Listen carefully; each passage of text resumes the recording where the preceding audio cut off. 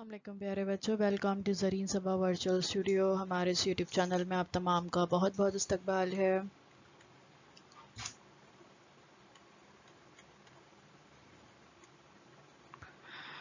और मुझे उम्मीद है आपने हमारा चैनल अब तक सब्सक्राइब ज़रूर कर लिया होगा, और अगर अब हमने हमारा चैनल सब्सक्राइब नहीं किया है तो प्लीज़ इसे ज़रूर सब्सक्राइब कीजिए ताकि आगे आने वाले तमाम वीडियोज़ की नोटिफिकेशंस आपको मिलती रहें।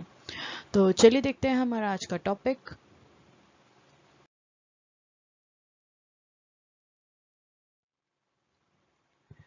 आज हम देख रहे हैं आपकी किताब का पहला सबक, और वो है हज़रत अली रज़ी अल्लाह तआला अन्हा,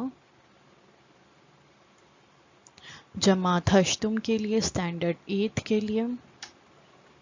मज़मून है उर्दू, और मैं हूँ आपकी मौलमा ज़रीन सबा from MCGM virtual classroom Mumbai. तो बच्चों, ये आपकी किताब का पहला सबक है, और जैसा कि आपको पता होगा, हमेशा सबक किताब की शुरुआत जो है वो हमद से होती है। तो इससे पहले हमने आपकी किताब की पहली नज़्म हमद का वीडियो जो है अपलोड कर दिए हैं हमारे यूट्यूब चैनल पे, तो आप लोग वो ज़रूर देखिए अगर आपने नहीं देखा है तो। और उसके बाद हम देख रहे हैं अब ये जो आपके असबाक हैं, हिस्सा नस्र है। हिस्सा नस्र का ये पहला सबक है, हज़रत अली।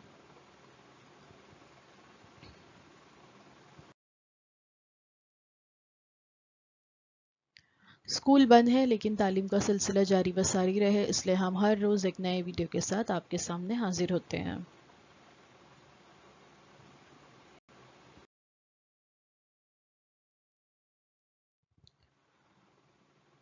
हज़रत अली, ये सबक जो है लिखा है मोहम्मद हसन फारूकी ने। सबक के शुरू में एक पहली बात दी गई है। क्या है पहली बात, चलिए देख लेते हैं। हज़रत अली जो थे ये मुसलमानों के चौथे खलीफा थे। हुजूर अकरम सल्लल्लाहु अलैहि वसल्लम की दावत दीन को पहले पहल कबूल करने वालों में उनका शुमार होता है। उनकी सादा ज़िंदगी, सखावत, जुराअत, इंसाफ और इल्म दानाई इस्लामी तारीख़ में मशहूर है। इस सबक में हज़रत अली की ज़िंदगी के बाज़ निहायत अहम पहलुओं पर रोशनी डाली गई है। तो ये जो सबक है ये हज़रत अली के बारे में है, और उनका एक छोटा सा, हम कह सकते हैं, तारुफ, छोटा सा इंट्रोडक्शन जो है इस पहली बात में बताया गया है कि हज़रत अली जो थे ये मुसलमानों के चौथे खलीफा थे। आपको ये बात पता है ना कि मुसलमानों के जो है 4 खलीफा हो गुजरे हैं। हुजूर सल्लल्लाहु अलैहि वसल्लम जब इस दुनिया से पर्दा फरमा गए, उसके बाद खुलफाए राशिदीन का दौर आया। खुलफाए राशिदीन जो है वो 4 है, जिसमें से चौथे हज़रत अली हैं, और हज़रत अली को ये शर्फ भी हासिल है कि वो सबसे पहले दीन कबूल करने वालों में उनका शुमार होता है। और वो बहुत सादा ज़िंदगी गुजारते थे, बहुत सखी थे, और बहुत जुरात भी थी, यानी बहुत बहादुर थे, इंसाफ के साथ काम लेने वाले थे, इल्म दानाई के लिए भी बहुत मशहूर थे। तो इस सबक में हम हज़रत अली के ज़िंदगी के कुछ ही पहलुओं के बारे में पढ़ेंगे, क्योंकि उनकी पूरी ज़िंदगी जो है अगर हम पढ़ने जाएं तो उसके लिए तो एक सबक या एक किताब भी नाकाफ़ी है।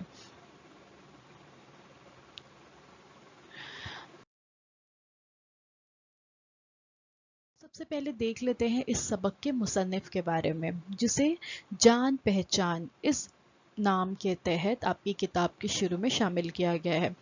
आप मुसन्निफ़ की तस्वीर भी देख सकते हैं। मोहम्मद हसन फारूकी 2 दिसंबर सन 1941 को एवला जो शहर है महाराष्ट्र का, वहाँ पर पैदा हुए।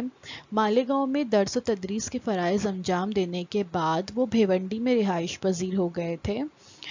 वो बाल भारती उर्दू लिसानी कमेटी पूना के फ़ाल रुकन, और एक अरसे तक तालीमी रिसाले आमोज़गार जो कि जलगांव से शाये होता है उसके नायब मुदीर भी रहे। तालीमी मौज़ूआत पर उनके बहुत सारे मज़ामीन शाये हो चुके हैं, और तालीमी मंजरनामा और मेरे इल्मी व अदबी रहनुमा जो है उनकी अहम तसानीफ़ है। 9 जुलाई 2020 को मालेगांव में इनका इंतकाल हुआ, यानी अभी पिछले साल ही इनका इंतकाल हुआ है।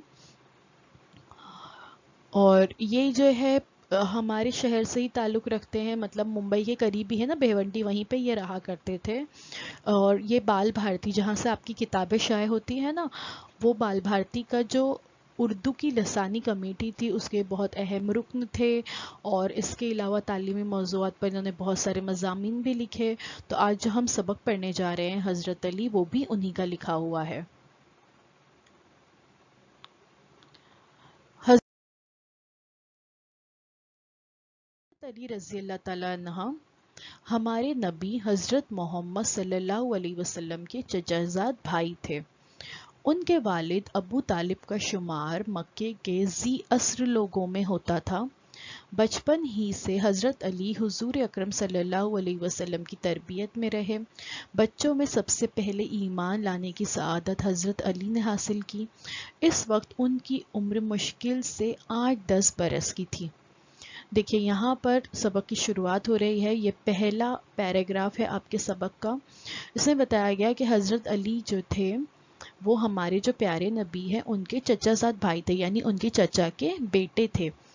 اور ان کے والد جو ہے ابو طالب کا شمار مکے کے بہت ذی اثر لوگوں میں ہوتا تھا. ذی اثر کے معنی دیکھیں نیچے دیے ہوئے ہیں، اثر رکھنے والے، یعنی مکے کے کچھ ایسے لوگوں میں ان کا شمار ہوتا تھا کہ جو بہت اثر رکھتے تھے، اثر و رسوخ رکھتے تھے. بچپن ہی سے حضرت علی جو ہے حضور صلی اللہ علیہ وسلم کی تربیت میں رہے. بچوں میں سب سے پہلے ایمان لانے کی سعادت حضرت علی نے حاصل کی. سعادت کا مطلب ہوتا ہے خوش نصیبی، یعنی بچوں میں سب سے پہلے ایمان لانے کی خوش نصیبی کسے ملی؟ حضرت علی کو ملی. اور اس وقت ان کی عمر جو ہے مشکل سے صرف 8-10 برس کی تھی، یعنی مشکل سے وہ صرف 8-10 سال کے تھے اور اس وقت وہ ایمان لے آئے.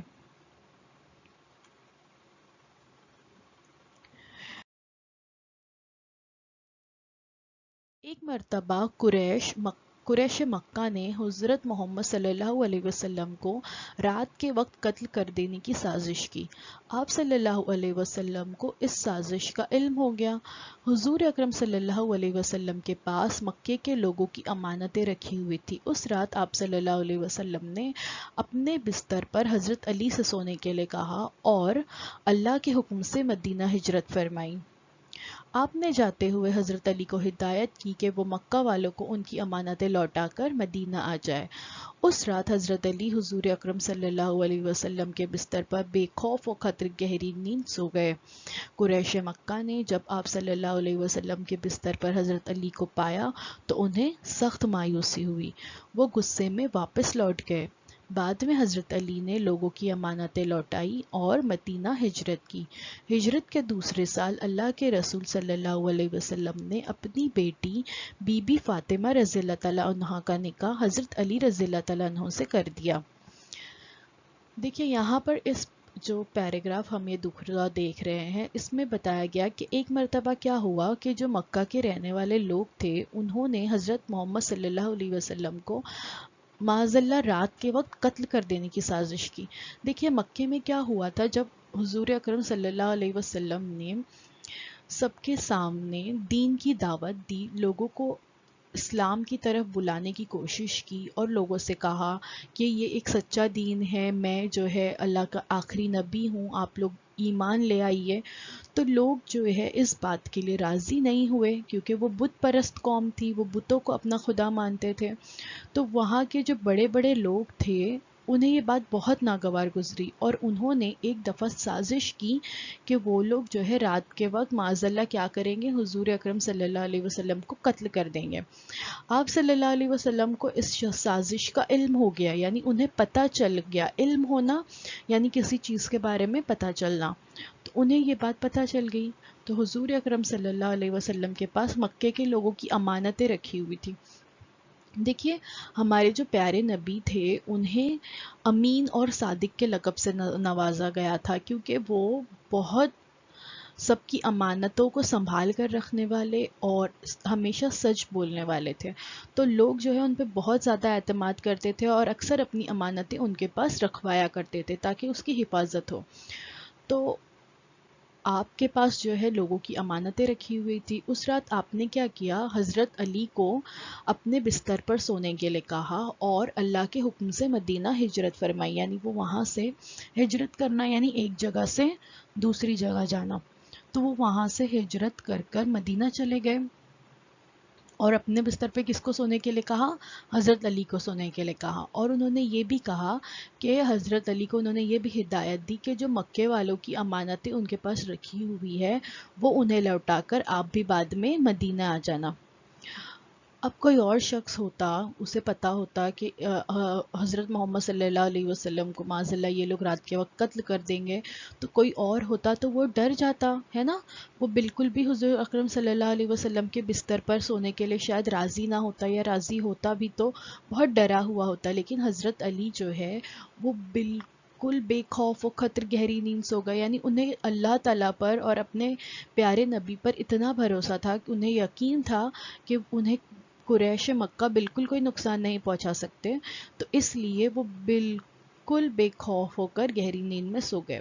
جب قریش مکہ جیسے انہوں نے سازش کی تھی، جیسا ان کا پلان تھا، تو اپنے پلان کے مطابق جب وہ وہاں پر پہنچے تو انہوں نے کیا دیکھا کہ حضرت علی جو ہے یہاں پر آپ صلی اللہ علیہ وسلم کے بستر پر لیٹے ہوئے ہیں. تو انہیں بہت زیادہ مایوسی ہوئی اور وہ غصے میں وہاں سے واپس لوٹ گئے.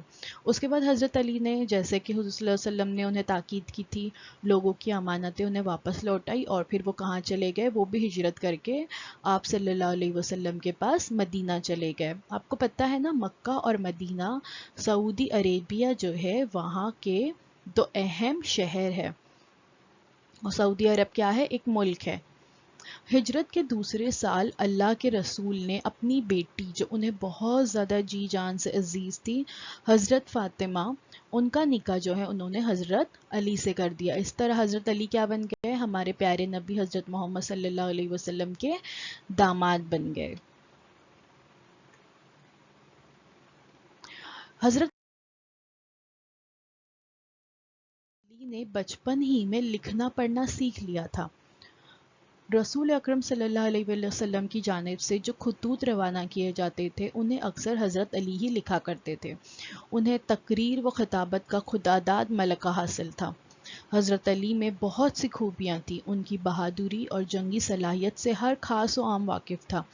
خیبر کی جنگ میں انہوں نے بے مثال شجاعت کا مظاہرہ کیا، جس کی وجہ سے خیبر کا قلعہ فتح ہوا. حضرت علی صاحب الرائے تھے.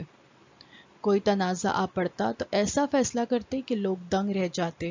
دوسرے خلیفہ حضرت عمر فاروق رضی اللہ تعالیٰ عنہ فرمایا کرتے کہ ہم لوگوں میں سے سب سے بہتر فیصلہ کرنے کی صلاحیت حضرت علی میں ہے. حضرت عمر فاروق کو جب کوئی مشکل معاملہ پیش آتا تو وہ حضرت علی سے مشورہ کرتے تھے. دیکھیے یہاں پر بتایا گیا کہ حضرت علی نے جو ہے بچپن میں ہی لکھنا پڑھنا سیکھ لیا تھا، اور ہمارے پیارے نبی کو جب کبھی بھی خطوط روانہ کرنے ہوتے یا خط کسی کو بھیجنے ہوتے تو وہ اکثر حضرت علی سے ہی لکھایا کرتے تھے. دیکھیے آج تو موبائل فون کا زمانہ ہے، ٹیلی فون کا زمانہ ہے، انٹرنیٹ کا زمانہ ہے. اس وقت یہ سہولتیں دستیاب نہیں تھی. اگر کسی کو اپنی بات کسی تک پہنچانی ہوتی تھی تو کیا کیا جاتا تھا، خط لکھا جاتا تھا. تو حضور اکرم صلی اللہ علیہ وسلم کو جب خط لکھنا ہوتا تو وہ حضرت علی سے لکھایا کرتے تھے، کیونکہ انہیں تقریر کا اور خطابت کا، یعنی وہ تقریر بھی بہت اچھی کرتے تھے، بولتے بھی بہت اچھا تھے اور لکھتے بھی بہت اچھا تھے. خدا داد ملکہ حاصل تھا. خدا داد یعنی خدا کا دیا ہوا، ملکہ حاصل ہونا یعنی مہارت حاصل ہونا، قدرت حاصل ہونا.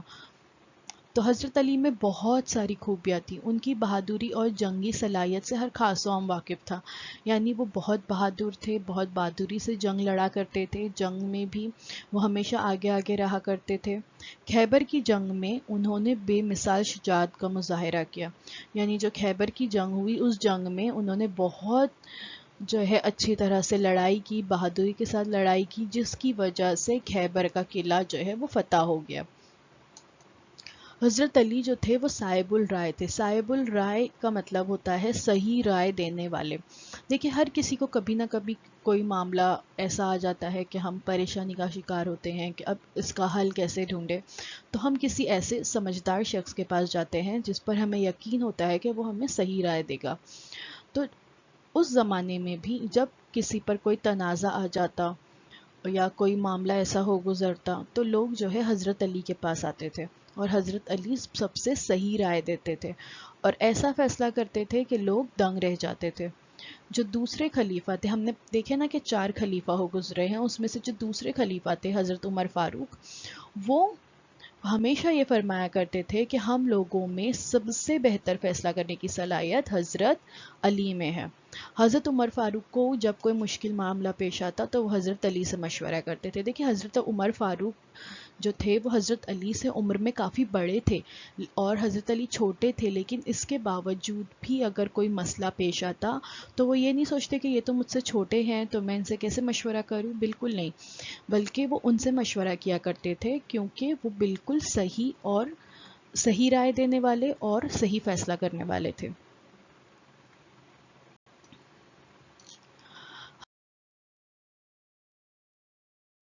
حضرت علی کی سب سے نمایاں خصوصیات ان کا استغنا اور دنیا سے بے رغبتی ہے۔ عیش و آرام کے تمام اسباب ان کے قدموں میں تھے، حکومت کے پورے اختیارات اور مال و دولت کے سارے وسائل انہیں حاصل تھے، لوگوں کی طرف سے تعظیم و تکریم میں کمی نہ تھی اور نہ کوئی ان کا محاسبہ کر سکتا تھا، پھر بھی وہ دنیا کے عیش و آرام اور تکلفات سے بالکل ہی بے نیاز رہے۔ یہاں پر بتایا گیا ہے کہ حضرت علی کی سب سے نمایاں خصوصیات، نمایاں یعنی سب سے واضح، سب سے اہم خصوصیات یہ تھی کہ وہ دنیا سے بالکل بے رغبت تھے۔ بے رغبت ہونا یعنی دھیان نہیں دینا، یعنی وہ دنیا اور دنیا کی چیزوں پر دھیان نہیں دیتے تھے۔ ان کے پاس عیش و آرام کے تمام اسباب موجود تھے، لیکن پھر بھی وہ بہت سادہ زندگی گزارتے تھے۔ حکومت کے پورے اختیارات ان کے ہاتھ میں تھے کیونکہ وہ خلیفہ تھے، تو ظاہری بات ہے حکومت کے پورے اختیارات ان کے پاس تھے، مال و دولت کے سارے وسائل ان کو حاصل تھے، لیکن وہ پھر بھی بہت سادہ سی زندگی گزارتے تھے۔ لوگوں کی طرف سے تعظیم و تکریم میں کوئی کمی نہ تھی، یعنی لوگ جو ہے ان کی بہت تعظیم کرتے تھے، یعنی ان کو بہت عظیم سمجھتے تھے، عزت والا سمجھتے تھے، ان کی عزت کرتے تھے، اور نہ کوئی ان کا محاسبہ کر سکتا تھا۔ یعنی کوئی انہیں محاسبہ کرنا یعنی کسی کو گھیر لینا، یعنی کوئی ان کا محاسبہ بھی نہیں کر سکتا تھا کیونکہ وہ بہت بہادر تھے، لیکن پھر بھی وہ دنیا کے عیش و آرام سے اور تکلفات سے بالکل بے نیاز رہے، یعنی وہ بالکل دنیا کے عیش و آرام سے دور رہتے تھے اور سادہ سے سادہ زندگی گزارتے تھے۔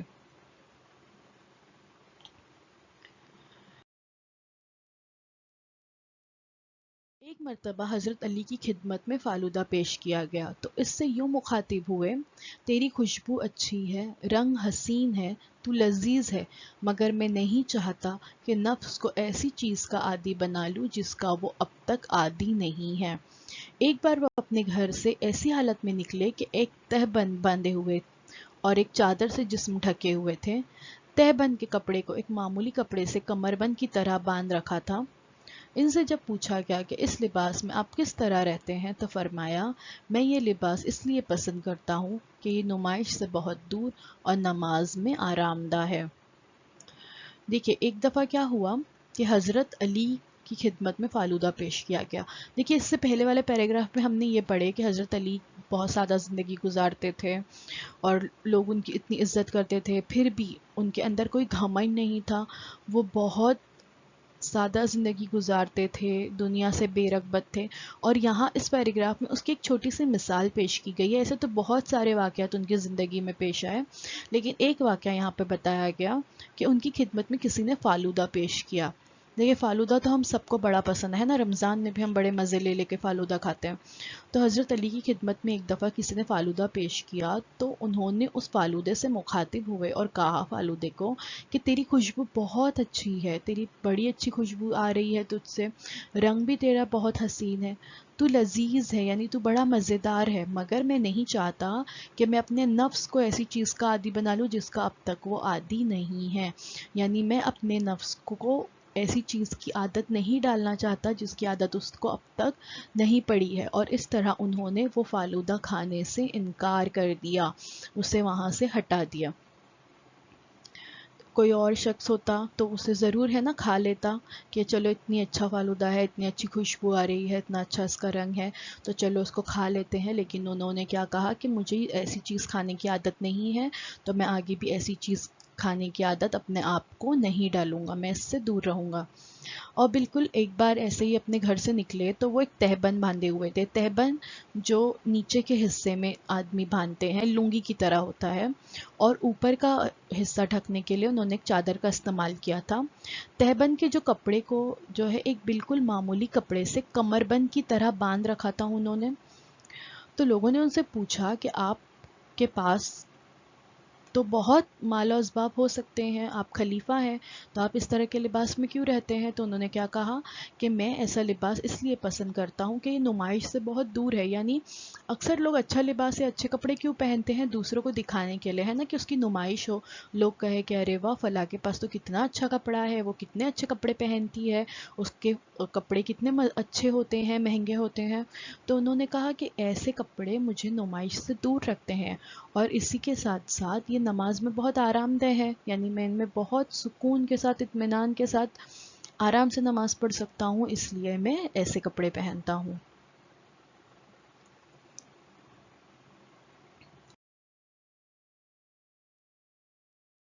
हज़रत अली ने हज़रत उस्मान की शहादत के बाद मसनद खिलाफत संभाली। उनका बेशतर वक्त खिलाफत के कामों में सर्फ होता था।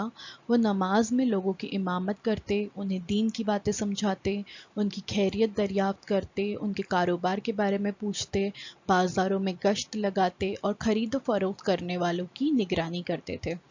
हज़रत अली जो थे वो हज़रत उस्मान रज़ी अल्लाह तआला अन्हु के बाद जो है, उनकी शहादत जब हुई उसके बाद उन्होंने वो खलीफा बने। उनका बेशतर वक्त यानी ज़्यादातर वक्त उनका खिलाफत के कामों में ही गुजरता था। वो नमाज में लोगों की इमामत करते, यानी जब लोग नमाज पढ़ते तो वो खुद इमामत करते, ऐसे नहीं कि मैं खलीफा हूँ तो मैं कैसे करूँगा ये काम, नहीं, वो बल्कि खुद लोगों को नमाज पढ़ाते थे, उनको दीन की बातें भी समझाते थे, उनकी खैरियत दरियाफ्त करते, यानी उनसे उनका हाल चाल पूछते कि वो ठीक है या नहीं, या उन्हें कोई मसला दरपेश है, कोई परेशानी है तो उसके बारे में उनसे पूछते, उनके कारोबार के बारे में पूछते थे, और वो बाज़ारों का गश्त लगाते थे, यानी बाज़ारों के चक्कर लगाते ये देखने के लिए कि सब निज़ाम, सारे कामकाज सही से चल रहे हैं या नहीं। जो लोग ख़रीदो फ़रोख्त करते उनकी निगरानी करते थे, ताकि लोग या ताजिर जो है वो ख़रीदो फ़रोख्त में किसी तरह की बेईमानी ना करे।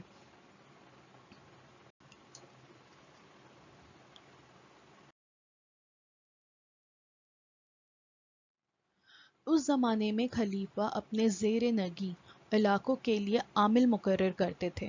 बहैसियत खलीफा हज़रत अली उनकी कार्रवाइयों पर कड़ी नज़र रखते थे।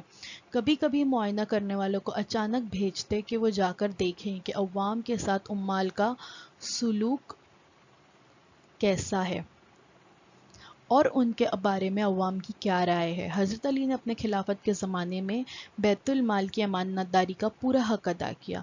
बैतुल माल में जितना माल आता था सब तकसीम कर देते थे। वो तकसीम में अपने किसी रिश्तेदार या अजीज़ को कभी तरजीह नहीं देते थे। अक्सर बैतुल माल का तमाम अंदोख्ता तकसीम करके 2 रकात नमाज अदा करते थे। वो जो ज़माना था जब खिलाफत हुआ करती थी, खलीफा होते थे, तो खलीफा क्या करते थे, अपने ज़ेर नगी इलाके यानी अपने ज़ेर इक़्तिदार इलाके, जितने इलाके पर उनकी खिलाफत थी उतने इलाके के लिए वो आमिल मुकर्रर करते थे। आमिल होते हैं अमल करने वाले, ठीक है, उनके हिस्से में कुछ काम दिए जाते हैं, तो वो आमिल हर एरिया के लिए अलग अलग होते हैं।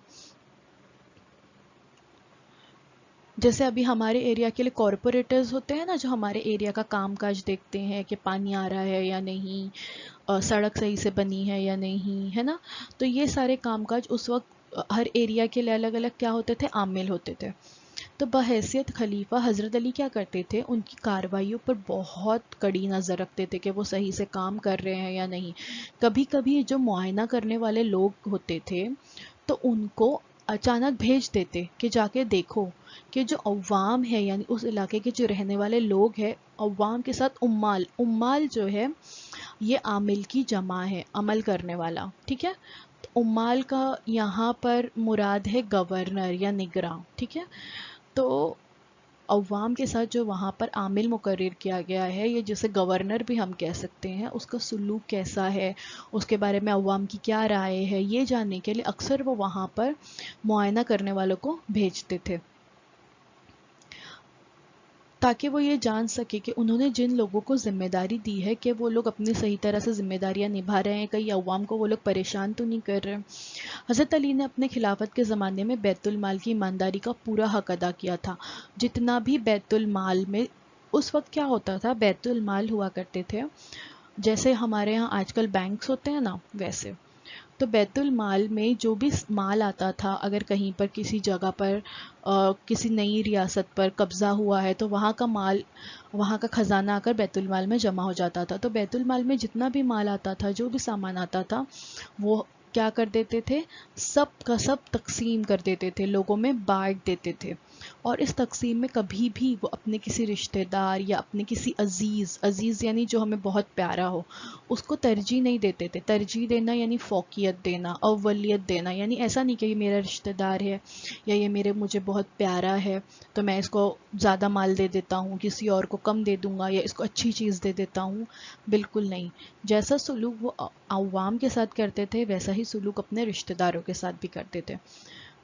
اور اکثر کیا ہوتا جب بیت المال کا اندوختہ یعنی جمع کی ہوئی پونجی، یہاں مراد ہے مال و دولت سے، جب وہ ختم ہو جاتا، جب وہ پورا تقسیم کر دیتے، تو 2 رکعت نماز ادا کر کے اللہ تعالیٰ کا شکر ادا کرتے کہ اللہ، مجھ پر جو اتنی بڑی ذمہ داری تھی یہ پورے مال دولت کی، وہ میں نے اچھی طرح سے ادا کی، اور میں نے یہ سب کچھ برابر لوگوں میں تقسیم کر دیا۔